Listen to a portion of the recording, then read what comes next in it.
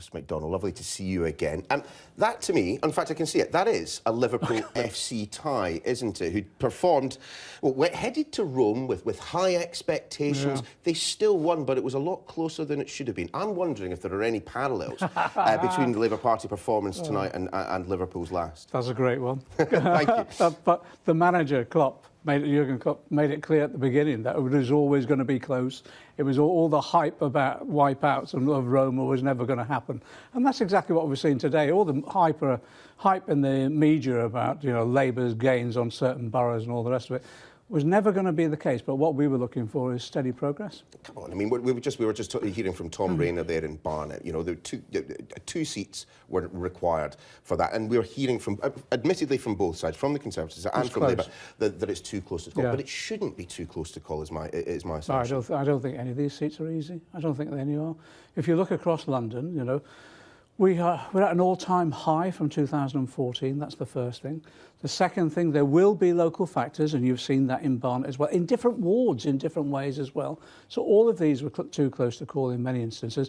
But as I say, all the hype about, we were going to wipe out or take everything, and that was never going to happen. And we tried to make sure people were aware of that. But what we've seen is a lot of people campaigning on the ground. You've seen we'll pick up seats in London that we've actually never had before, and also in some of the wards where we've won or where we've retained councillors, there's swings of about 6% to Labour. But just sticking with Barnet, as we continue to see the votes being counted there, when you say that there are local issues having an effect there, aren't you in a sense also conceding the fact that, perhaps in some of those wards where there's a large Jewish population, that the anti-Semitism row, which we discussed at the weekend, it has had it must have influenced some people. Of course, the Jewish population in Barnet is about 15%, but as you say, in certain wards it's quite high.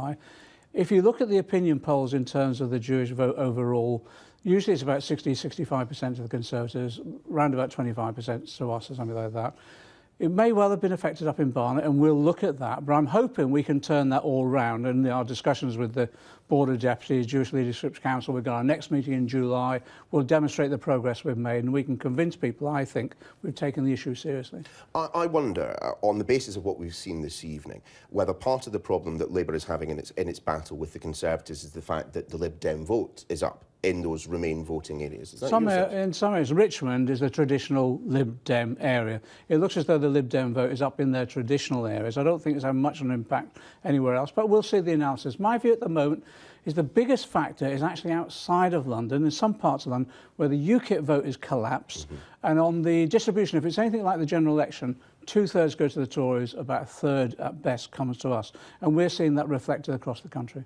I wonder what you make about Plymouth, the suggestion there. We were hearing the local MP speaking elsewhere, suggesting that is a Labour gain. But at the same time, Derby moving to no overall control. I mean, I'm trying to find a theme that is uniting the kind of the gains that you're making in some parts, the losses that you're having in others, but I'm struggling. I think it's very difficult to get an overall narrative from the night.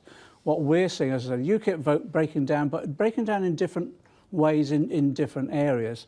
Overall, what we're looking at is what sort of percentage of the vote are we getting, particularly in those seats that we want to take in the parliamentary election. So, for example, in Swindon, we didn't take the overall council. I think that was going to be tough anyway. But if you look at the percentage of the vote that we got, we're neck and neck with the Conservatives now. Now, you can't always reflect local elections results into general elections, but it just shows you the strength of the vote that we've got there. Yeah, but just on that point again, that perhaps the Lib Dem vote is one of the problems for you. I mean, the situation in Sheffield, I mean, as we can see on the screen, Labour have held there. But in the process of doing that, have lost 4 seats. 3 Lib Dems up 3. There's been some really local factors there. The tree issue that's come to the fore, and that's what local council elections are about. Often it can be a judgment not necessarily on the party, but on the local administration or on local factors. And that's why it's all very difficult to translate local elections into general election performance, as we saw last year. Sadiq Khan was on with us just a little bit earlier, and he suggested that, Labour, what they need to do this set of local elections is perform in all parts. In all places. I mean, that's not happening, though, is it? I mean, it does return to, kind of the traditional Labour dominance in the city's metropolitan Not necessarily, no. Again, there's mixed results. That's why it's difficult to get an overall narrative. In Trafford, yes, it's a Greater Manchester. no overall control, but Labour is now the largest party. So there isn't a single Conservative-controlled council in Greater Manchester. You look at South, we're picking up seats in Southport, which I don't think we've ever had. Thurrock, we've picked up seats, so parts of Essex as well. So there's a real mixture of results, but we're gaining ground and consolidating. I just want to focus just for a moment on Dudley, and of course that was one place where I don't know if you went, but Jeremy Corbyn certainly went a few times. I mean, we were hearing from the Dudley South MP Mike Wood, I'm sure you know, suggesting that he wished that Jeremy Corbyn had visited a few more wards because they seemed to do pretty well in the places that he'd touched. Oh, that's rubbish. Dudley was swung against, we had a swing against us in Dudley in the general election. And remember, for a period, it was Tory control with UKIP support. So again, that's the breakdown of the UKIP vote. But of course, from this election, I think we're making steady progress. I think we're laying foundations for the parliamentary election whenever it comes. But in areas like that, the smaller towns, the coastal towns and elsewhere, of course we're going to be learning lessons and listening to people, and we'll consolidate those positions with our campaigning. Do you think you'll hold Derby? I think Derby's always been it's one of our defensive ones. It's always been swinging. It's difficult to see. As you say, it is difficult down to to see individual wards in some instances. But that is the thing. Now, you have campaigned at the ultra-local level, the local level, the national level. What are the defining issues at this election then? I mean, Brexit, we heard from our panel a little bit earlier that not necessarily Brexit is as defining, as totemic a political issue as, people like you and I might think.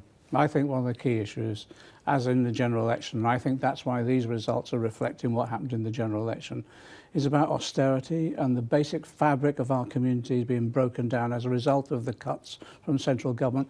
And I think, and Conservative councillors have said exactly the same, that transfer of cuts from central government onto local government.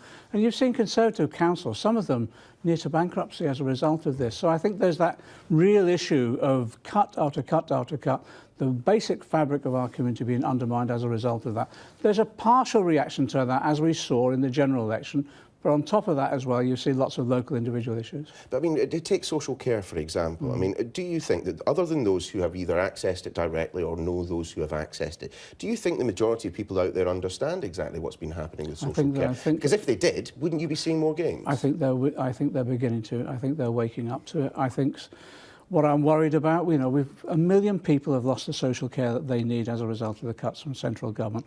What I'm worried about is that we're going to see some crises in social care right the way through. And it isn't just for elderly people. We've seen the charities, the children's charities, say about the cuts in children's services, the largest number of children being taken into care since the 1980s as a result of the cuts in early interventions to support families.